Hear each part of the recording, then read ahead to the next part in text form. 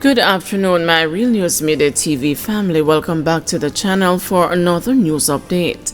And in the news this afternoon, Nannyville double murder possibly linked to reputed Mountain View Don's death.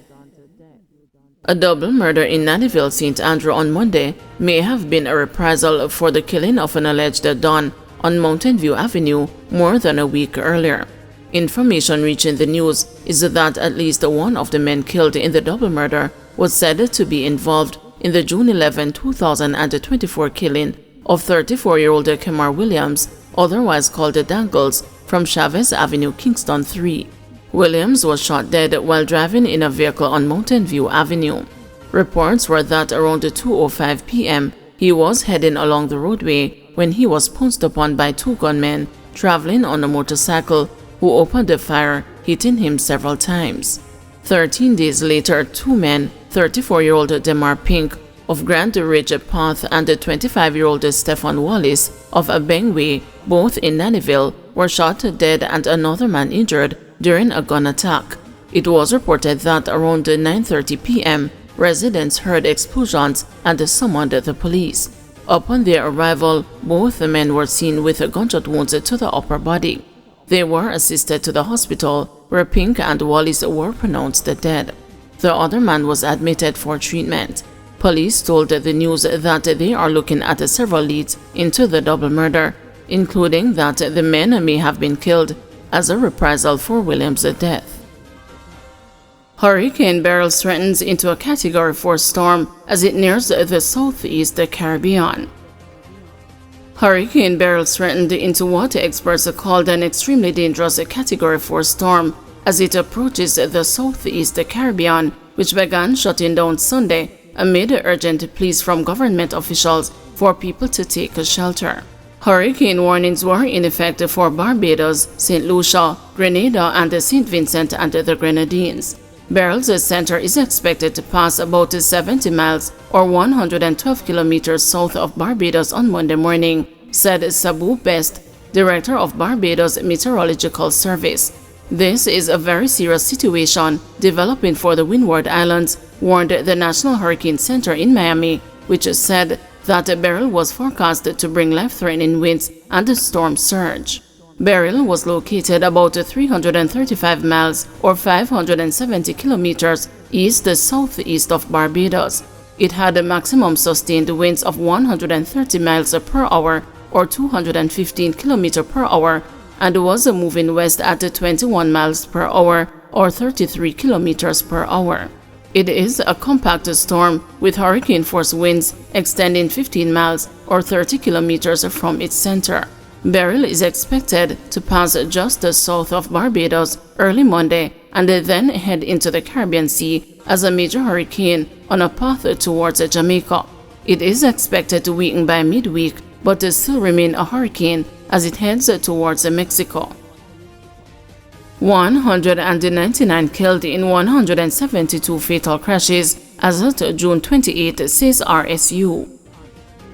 The number of people killed in motor vehicle crashes since the start of the year rose to 199 as of Friday, June 28, after 5 additional deaths were recorded over the previous 7 days. This is according to the Island Traffic Authority's Road Safety Unit in its latest weekly bulletin released on Friday. The RSU said the fatalities resulted from 172 fatal crashes.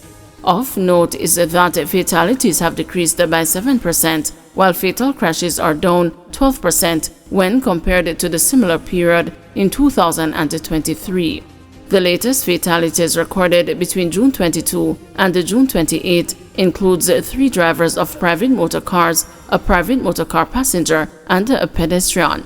According to the RSU, pedestrians accounted for 19% of the road users killed as of June 28, motorcyclists accounted for 32%, private motor vehicle drivers accounted for 17%, and the private motor vehicle passengers accounted for 11%.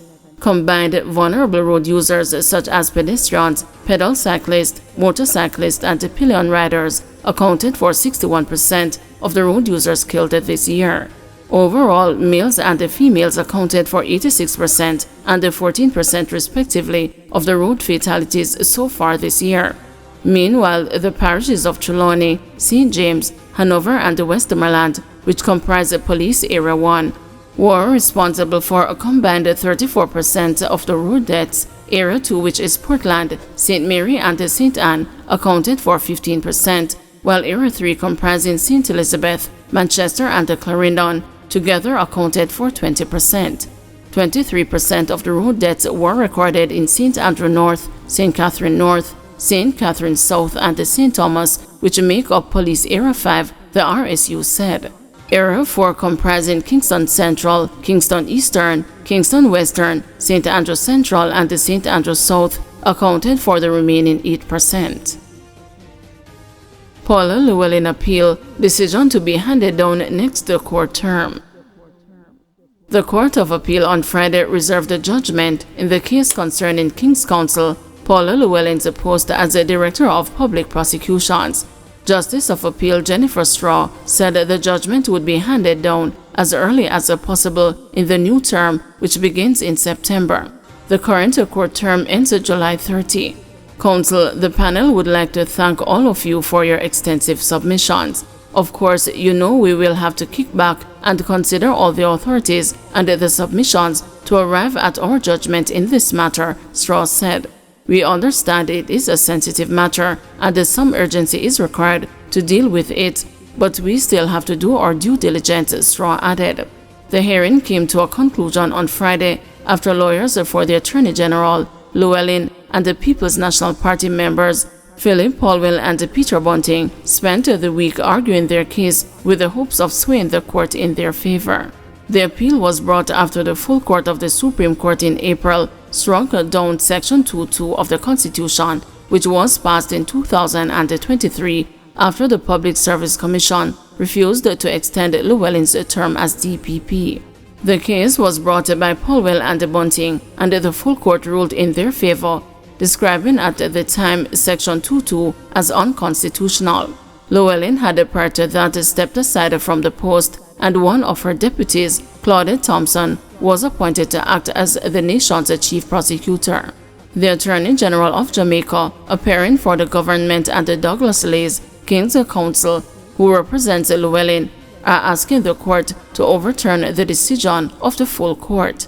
King's Counsel Michael Hilton and Kevin Powell, who appeared for Polwell and Bunting, have argued otherwise. Guys, thank you for watching. See you this evening at 6 p.m. for another news update.